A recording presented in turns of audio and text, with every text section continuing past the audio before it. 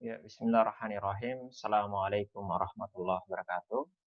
Teman-teman semua, pada segmen video kita kali ini, kita akan melanjutkan pembahasan kita kaitan soal-soal dan materi ya yang biasanya keluar di soal ujian mandiri.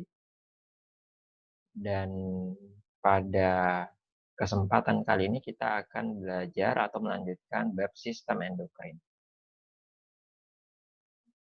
Di segmen yang sebelumnya, kita sudah belajar ya, eee organ yang berperan di sistem endokrin ya, yaitu kelenjar tiroid dan paratiroid ya, di mana keduanya menghasilkan 3 hormon ya. Tiroid menghasilkan 2 hormon yaitu hormon, tiroksin dan kalsitonin, sementara paratiroid menghasilkan satu hormon namanya paratormon. Ya secara umum yang tiroid ya, yang menghasilkan tiroksin ya, di mana tiroksin itu berperan dalam mengatur metabolisme sel seluruh tubuh ya, maka akan mempengaruhi di antaranya pertumbuhan tubuh ya. Sementara kalau paratiroid fungsinya lebih cenderung kepada mengatur kadar kalsium darah, yaitu terutama meningkatkan kadar kalsium darah. Dan fungsi hormon ini itu berlawanan atau antagonis dengan hormon kalsitonin yang dihasilkan oleh kelenjar tiroid. Nah, pada kesempatan ini kita akan melanjutkan kedua organ yang terakhir ya, yang berperan di dalam sistem endokrin, yaitu kelenjar pankreas dan kelenjar anak ginjal atau kelenjar adrenal. Pertama, teman-teman, kita bahas tentang pankreas. Jadi pankreas ini ya bisa dikatakan sebagai salah satu dari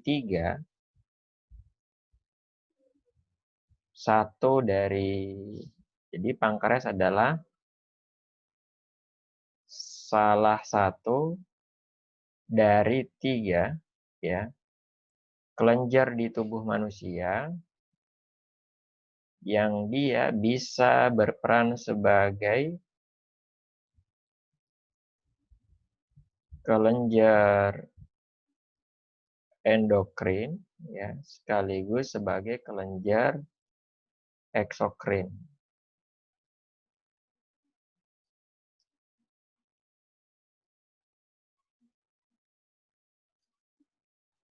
Jadi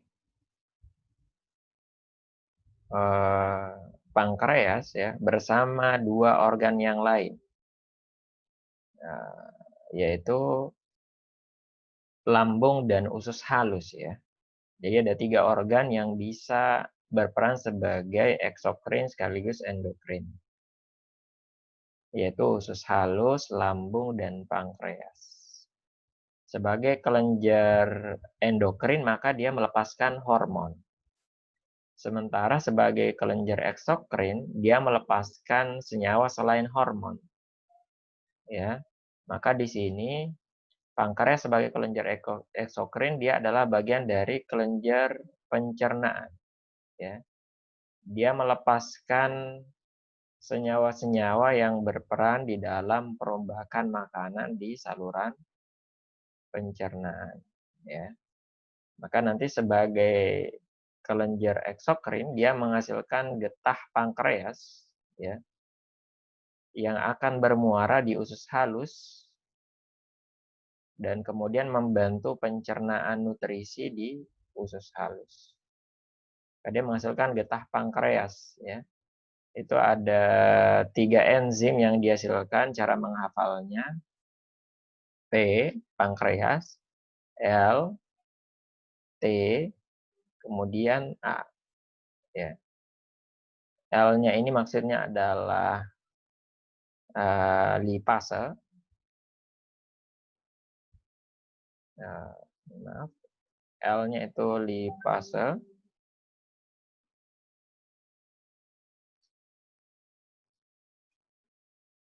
Kemudian T-nya itu maksudnya adalah tripsin.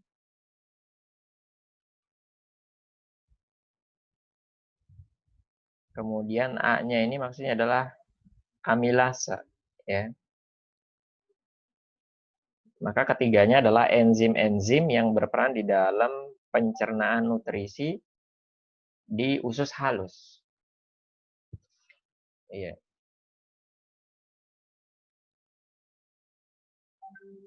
Nah, kemudian selain 3 enzim ini, teman-teman, dia juga melepaskan senyawa yang berperan di dalam mengatur pH kim atau bubur kim yang ada di usus halus, sehingga yang tadi pH-nya asam yang berasal dari lambung kemudian dijadikan pH basa kurang lebih 8. Maka dia melepaskan HCO3- juga di sana. Ini lebih detailnya dipelajari di sistem pencernaan. Nah, itu adalah pankreas sebagai kelenjar eksokrin. Sementara sebagai kelenjar endokrin, pankreas artinya melepaskan hormon. Nah, gitu ya. Hormon apa aja yang dihasilkan, ya. Maka di situ tadi kita sebutkan sebagai kelenjar endokrin di sini ada daerah di pankreas, ya. Jadi misalnya ini ada pankreas, nih, ya. Maka di sini ada semacam daerah, kita gambarin bulat-bulat nih daerahnya nih, ya. Satu daerah atau satu bulatan ini kita sebut satu pulau, ya. Nah, maka satu daerah ini kita sebut pulau, ya. Pulau karena terdiri atas banyak pulau maka disebut pulau-pulau. Ini disebut pulau-pulau Langerhans. Ini sepertinya nama, saya belum ngecek juga, sepertinya nama orang yang menemukan konsep ini, ya. Daerah endokrin yang ada di pankreas. Nah, gitu. Maka di pankreas itu ada jaringan yang berperan sebagai kelenjar endokrin, ya. Itu disebut sebagai pulau-pulau Langerhans. Langerhans, ya, salah tulis Langerhans. Nah, bayangin setiap pulau ini, teman-teman, ini satu bulatan ini satu pulau lagi, ya. Satu pulau ini satu bulatan. Di dalamnya itu ada namanya jaringan, ya. Di dalamnya terdapat, ya, itu kurang lebih ada 3 tipe sel di sana. Nah, anggaplah ini satu tipe sel di sini warna hijau sel pertama, ya. Kemudian ada yang lain misalnya kita warna merah lagi. Sebenarnya di sini ada 3 tipe sel yang berperan sebagai kelenjar endokrin, tapi kita cukupkan mempelajari 2, ya. Kita belajar 2 aja. Kita sebut sel alfa dan sel beta. Yang ketiga itu namanya sel delta. Nah, yang hijau ini misalnya kita sebut sel alfa. Sementara yang merah kita sebut sel beta. Ya. Maka ada sel alfa, ada sel beta. Sel alfa, teman-teman, nah ini nggak boleh terbalik, ya. Sel alfa ini menghasilkan hormon berperan untuk meningkatkan kadar gula darah, ya. Nama hormonnya glukagon. Jangan terbalik dengan tipe sel yang kedua. Tipe sel yang kedua, sel beta ini menghasilkan hormon yang antagonis fungsinya atau perannya dengan hormon glukagon. Namanya hormon insulin. Ya. Maka kalau glukagon ini fungsinya meningkatkan, tanda panah ke atas ini maksud kita ini meningkatkan ya kadar gula darah ya. Maka kebalikannya hormon insulin itu menurunkan ya kadar gula darah. Tanda panah ke bawah maksudnya menurunkan kadar gula darah ya, atau glukosa darah. Maka ini adalah dua tipe hormon yang kerjanya berlawanan ternyata dihasilkan dari kelenjar yang sama, kelenjar endokrin yang sama. Maka pankreas ini teman-teman, dia punya daerah eksokrin, punya daerah endokrin. Ya. Daerah endokrinnya diingat, itu disebut Pulau Langerhans. Karena terdiri atas banyak daerah, maka kita sebut pulau-pulau Langerhans. Setiap satu pulau itu punya 3 tipe sel. Ya. Secara umum yang kita pelajari 2 aja, ada sel alfa dan sel beta. Artinya di dalam setiap pulau itu ada banyak sel alfa, ada banyak sel beta. Ya. Sel alfa menghasilkan hormon glukagon dan sel beta melepaskan atau mensekresikan hormon insulin. Nah, pertanyaan di soal tidak cukup sampai di situ, teman-teman. Biasanya pertanyaannya lebih cenderung ke mekanisme bagaimana kedua hormon itu mengatur kadar glukosa darah. Nah, ini udah di slide kita, ini udah ada gambaran, ada skema ya, bagaimana pengaturan kadar gula darah agar selalu dalam keadaan homeostasis atau normal. Ya, teman-teman bisa lihat di sini, seseorang yang kadar gula darahnya normal, ya, atau homeostasis kurang lebih di sini adalah 70 sampai 130 miligram ya glukosa setiap 100 mililiter darah. Kurang lebih ini sebelum seseorang itu makan atau sarapan. Ya. Kalau dia udah sarapan kurang lebih 140 miligram, jadi dia harus meningkat ya habis. Makan itu kadar gula jadi meningkat. Maka kalau normal itu kurang lebih kalau udah makan itu 140. Tapi biasanya kan orang untuk tes gula darah maka dia diimbau untuk nggak makan ya. Puasa baru diambil darahnya baru dicek ya. Kalau dia berada di kisaran antara 70 sampai 130 misalnya 100 maka normal kadar gula darah. Nah, jika ada seseorang di sini ya, contohnya kadar gula darahnya meningkat di sini, di atas normal, naik nih, tanda panah ke atas. Misalnya seseorang yang baru aja sarapan di sini, baru aja makan, ya. Efeknya teman-teman setelah makan nutrisi masuk ke dalam darah, glukosa masuk ke dalam darah dan meningkatkan kadar gula darah. Seperti pembahasan-pembahasan kita yang sebelumnya, di dalam tubuh itu ada indera, ya, ada indera yang mengindrai atau menangkap rangsangan-rangsangan yang penting atau spesifik di dalam tubuh, di antaranya yang mengindrai perubahan kadar glukosa darah adalah pankreas sendiri. Jadi pankreas itu semacam telinga atau mata, ya, di mana dia bisa melihat, dia bisa mendengar, ya, kalau terjadi perubahan terhadap kadar gula darah. Maka kalau kemudian dia tahu kadar gula darahnya tidak normal, maka dia kemudian melakukan memberikan respon.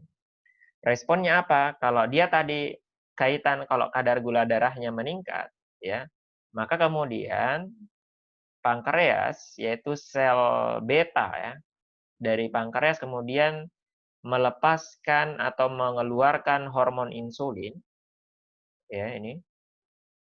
Kemudian hormon insulin dibawa oleh darah, ya, ditransfer oleh darah ke seluruh tubuh, dan kemudian bekerja di organ target spesifiknya.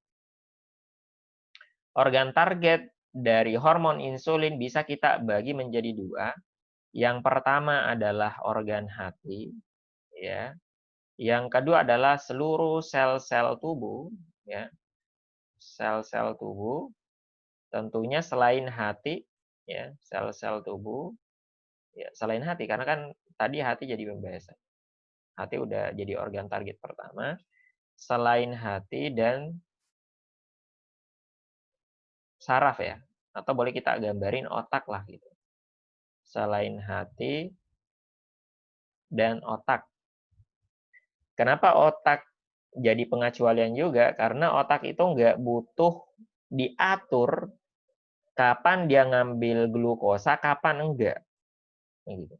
Beda dengan sel-sel tubuh yang lain. Kalau otak itu nggak pengen diatur, kenapa? Karena dia selalu butuh glukos. Ya. Otak itu selalu butuh glukos untuk respirasi seluler agar dia selalu bekerja. Glukos ini apa namanya? Otak ini atau sistem saraf ini bekerja secara terus-menerus, maka dia selalu butuh glukos dan nggak butuh diatur kapan dia ngambil, kapan enggak.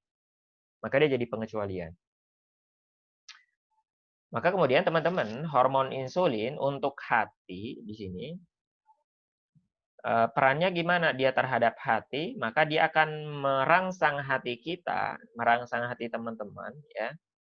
Sehingga nanti ketika hati itu dirangsang, hati itu kemudian segera mengkonversi atau merubah glukosa yang ada di dalam hati menjadi senyawa lain yang lebih kompleks sebagai cadangan makanan, istilahnya glikogen. Nah, gitu. Maka insulin itu memicu hati untuk merubah glukosa menjadi glikogen, gitu ya. Kemudian nanti ketika glukosa berubah jadi glikogen, maka kadar glukosa di dalam hati menurun. Maka nanti glukosa dari darah akan masuk ke dalam hati. Gitu ya.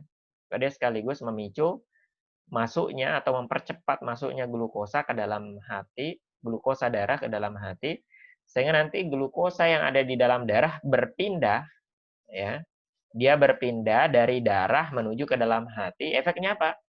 Ya kadar gula di dalam darah menurun dong, ya.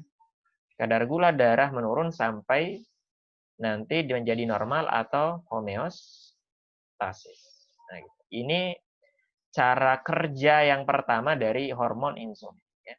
Teman-teman pahami, teman-teman hafalin hormon insulin, cara kerjanya atau mekanisme kerjanya dalam mengatur kadar gula darah itu ada dua.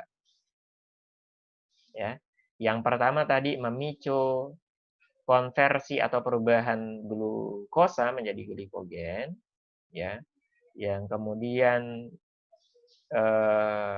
manifestasinya akan memicu pengambilan glukosa darah, ya, yang kemudian dimasukkan ke dalam hati, yang lebih lanjut lagi dirubah sebagai cadangan makanan lagi, sebagai cadangan makanan menjadi glikogen. Kemudian cara kerja atau mekanisme yang kedua, teman-teman, dari hormon insulin, ya, sesuai dengan yang kita sebutkan tadi, organ targetnya adalah seluruh sel tubuh, ya. Maka dia akan memicu peningkatan, ya, masuknya glukosa ke dalam seluruh sel-sel tubuh. Nah, gitu. Maka teman-teman bisa ingat lagi ya, dipahami lagi. Misalnya ada seluruh sel tubuh nih. Ini ada sel-sel tubuh.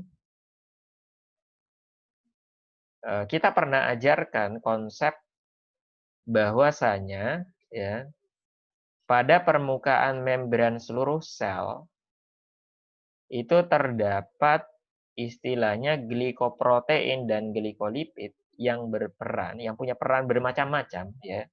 Bisa sebagai antigen, barcode ya. Kalau dalam hal ini dia berperan sebagai reseptor. Gitu ya.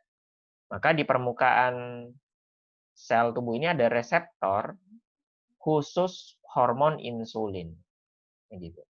Jadi bayangin reseptor ini ya. Ini seperti halnya, apa namanya ya, bayangin reseptor ini kayak lubang kunci pada pintu, nah gitu ya. Dia semacam lubang kunci pada pintu, di mana kuncinya, ya, kuncinya teman-teman, pintu itu hanya dibuka oleh suatu kunci, di mana kuncinya adalah hormon insulin. Ini misalnya ada hormon insulin, ya. Maka nanti hormon insulin akan menempel di lubang kunci di sini, ya.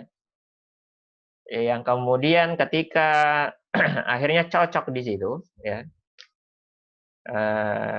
maka pintunya terbuka. Bayangin ketika pintunya terbuka, maka kemudian apa yang terjadi? Glukosa yang ada di luar sel, ya, itu kemudian bisa masuk ke dalam sel-sel tubuh, gitu. Maka insulin itu akan kemudian membuka gerbang atau pintu yang banyak, ya, pintu yang baru gitu kan, sehingga nanti semakin banyak glukosa yang bisa masuk ke dalam sel-sel, ya, di mana ketika glukosa ini masuk, ya, maka glukosa itu digunakan untuk 2 atau 3 hal, ya. Maka nanti di dalam sana glukosa itu dipakai antaranya mungkin untuk respirasi seluler, ya. Anda udah pelajari di konsep metabolisme glukosa C6H12O6, ya, digunakan untuk bersama oksigen, ya, menghasilkan CO2 plus H2O, hasil akhirnya yang pengen dicapai adalah ATP, energi, ya. Atau bisa juga glukosa itu masuk ke dalam sel untuk disimpan, ya, disimpan, ya. Bisa disimpan sebagai lemak, ya, lemak, bisa disimpan dalam bentuk glikogen. Jadi tergantung jenis atau tipe sel yang glikogen. Tergantung tipe sel yang menjadi tempat masuknya glukos tadi, gitu ya. Misalnya kalau lemak, maka dia dirubah jadi lemak itu terjadi di sel-sel lemak di jaringan adiposa. Sementara kalau glikogen itu biasanya disimpan di sel otot, ya, sebagai cadangan makanan di otot, ya, sehingga nanti bisa digunakan untuk apa namanya, penghasilan ATP lebih lanjut untuk respirasi seluler di otot. Maka arahnya glukosa bisa langsung dipakai untuk respirasi seluler, bisa disimpan oleh sel-sel tubuh. Maka kemudian apa yang terjadi teman-teman, ketika kemudian glukos dari darah masuk ke dalam sel, ya, dipercepat masuknya ke dalam sel, maka kadar glukosa darah jadi turun karena diambilin kan, ya. Kadar glukosa darah jadi turun sampai normal. Ketika udah normal, maka kemudian produksi atau sekresi hormon insulin dihentikan, ya. Sehingga nanti proses yang tadi itu berhenti, ya, ketika kadar gula darahnya sudah homeostasis atau normal. Nah, kemudian ketika sebaliknya ada seseorang yang kadar gula darahnya menurun, ya. Kadar gula darahnya menurun, kebalikannya misalnya ada orang puasa tuh, teman-teman, ya. Ada orang puasa. Tentunya kalau orang puasa ya, misalnya di pagi hari sampai siang hari, ya, maka kemudian tentunya dia beraktivitas, ya. Dia beraktivitas, maka dia menggunakan glukos, ya, untuk kontraksi ototnya. Maka ketika dia menggunakan glukos, maka nanti glukos dari darah diambil untuk respirasi seluler oleh sel-sel otot, gitu. Maka efeknya apa? Kadar gula darahnya menurun, ya. Kemudian sama persis tadi diinrai oleh pankreas, ya, diinrai oleh pankreas, di mana di sini sebaliknya yang melepaskan atau yang merespon adalah sel alfa, dan yang dilepaskan hormon namanya glukagon, ya. Teman-teman jangan terbalik glikogen dengan glukagon. Kalau glikogen itu adalah karbohidrat, salah satu jenis karbohidrat sebagai cadangan makanan pada kelompok hewan, animalia. Sementara kalau glukagon itu nama protein, ya. Nah, dia adalah protein yang berperan sebagai hormon, ya, salah satu hormon yang tipe protein. Nah, kemudian glukagon dilepaskan. Cara kerja glukagon secara umum cuma satu, ya. Beda dengan insulin tadi, mekanisme kerjanya ada dua. Apa yang dilakukan glukagon? Glukagon kemudian dibawa oleh darah, organ targetnya lagi-lagi adalah hati, sama persis dengan insulin tadi, ya. Apa yang dilakukan glukagon terhadap hati? Maka dia akan merangsang hati kita, ya, untuk memecah, ya, cadangan makanan yang berupa glikogen yang tadi kita simpan waktu kita makan, waktu kita sahur atau waktu kita sarapan, ya. Kemudian nanti dipecah jadi glukosa, ya. Glikogennya ini yang ada di dalam hati dipecah jadi glukosa. Kemudian nanti glukosa itu, ya, dikeluarin, ya, dari hati. Maka dia juga sebenarnya sekaligus, ya, memicu keluarnya, ya, sekresi glukosa dari hati menuju ke dalam darah, ya. Efeknya apa? Kadar gula darah menjadi meningkat, bertambah kadar gula darahnya. Ya, karena diambilin dari hati ditambahin di darah, ya.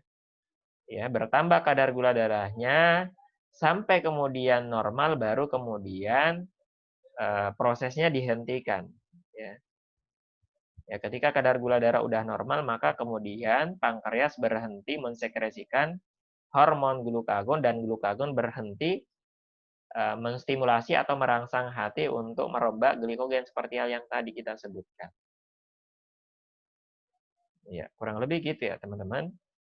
Mekanisme kerja dari hormon insulin dan glukagon. Coba kita jawab soal sekresi pulau-pulau Langerhans berfungsi untuk apa?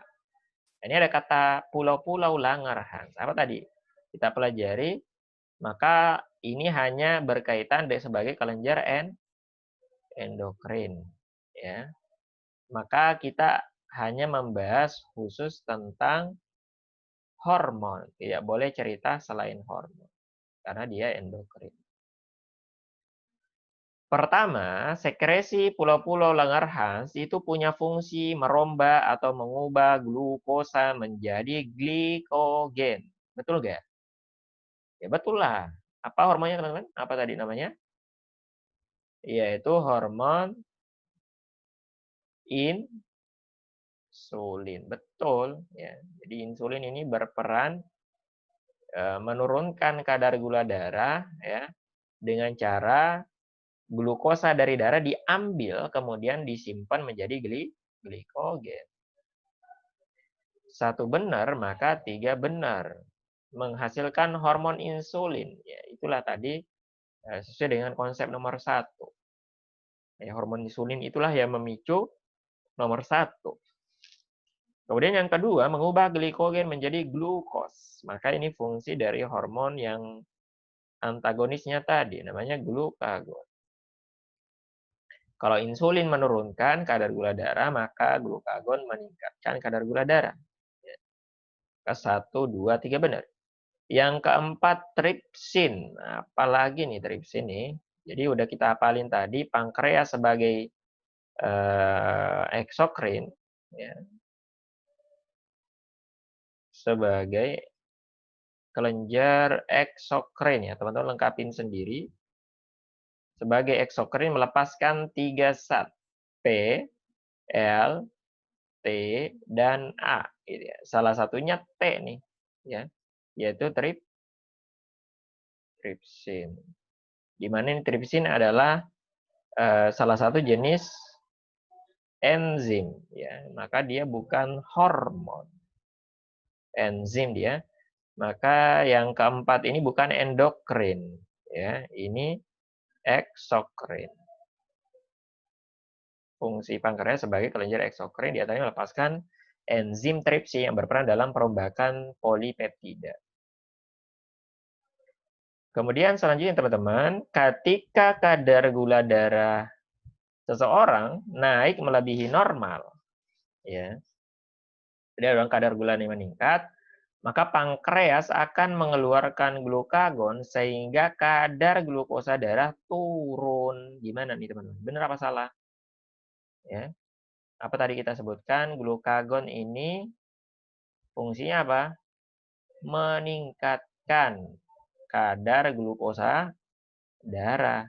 Ya, maka pernyataan turun ini salah. Ya. Pernyataan pertama salah.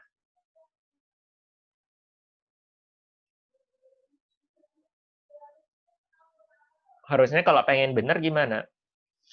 Harusnya kalau pengen benar, harusnya melepaskan hormon, ya, insulin. Ya, insulin inilah yang kemudian berperan menurunkan kadar gula darah. Ya. Yang keduanya, glukagon mempercepat perpindahan glukos ke dalam sel dan menyebabkan penguraian simpanan glikogen.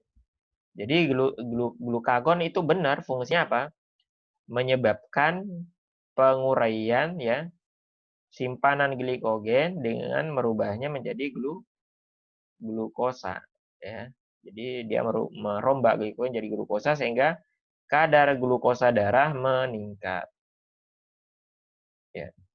Untuk pernyataan yang ini benar, ya, menyebabkan ini right, benar ya. Tapi yang atas teman-teman ini kurang tepat. Kenapa? Teman-teman bisa baca tuh ada kata mempercepat pemindahan. Mempercepat pindahnya glukos ke dalam sel. Semakin cepat pindah ke dalam sel, maka itu malah menurunkan kadar gula darah, gitu kan? Karena glukosa dari darah dipercepat masuk ke dalam sel sehingga kadar gula darah jadi turun. Padahal glukagon meningkatkan. Maka adapun yang saya warna birukan ini, ya, ini harusnya kalau pengen benar ini hormon insulin. Ya. Di antara mekanisme kerja insulin adalah mempercepat perpindahan glukos ke dalam sel-sel tadi ya teman-teman. Ini meningkatkan transfer gula ke dalam sel-sel. Nah, gitu. Maka pernyataan pertama tadi salah, kedua juga tidak benar, maka soal ini kita jawab error. Gitu ya. Kemudian soal terakhir kaitan pankreas ya. Pertanyaannya adalah hipersekresi hormon insulin menyebabkan apa? Jadi kalau banyak hormon insulin, apa yang terjadi? Kadar gula darahnya gimana tuh? Ya. Semakin banyak insulin, maka kadar gula darah semakin rendah.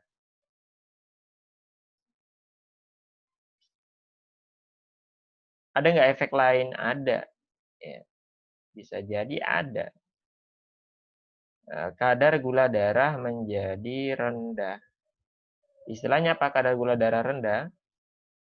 Rendah itu hipo, lawannya hiper. Ya, gula darah glikemia. Nah, kita sebut hipoglikemia.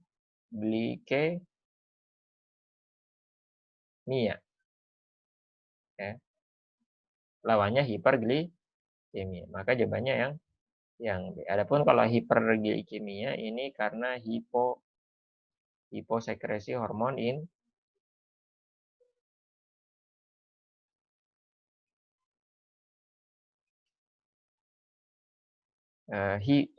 gimana nih? Ya hiposekresi ya harusnya. Nah gitu. Diabetes mellitus ini apa namanya? Nama lainnya kencing manis itu kadar gula darahnya tinggi. Ya. Kadar gula darahnya tinggi, maka A dan C ini kurang lebih mirip ya. A dan C ini sama, itu konsepnya kadar gula darah tinggi. Jawabannya yang D, kadar gula darah rendah. Adapun yang 2 penyakit bawah ini teman-teman, penyakit Addison dan Cushing syndrome. Ini adalah penyakit yang berkaitan dengan kelenjar adrenal. Maka kita akan pelajari di bab selanjutnya atau di segmen selanjutnya. Ya, demikian teman-teman untuk segmen kali ini ya. Kita akan nanti lanjutkan pembahasan kita di segmen berikutnya kaitan kelenjar yang terakhir yaitu kelenjar anak ginjal atau kelenjar adrenal.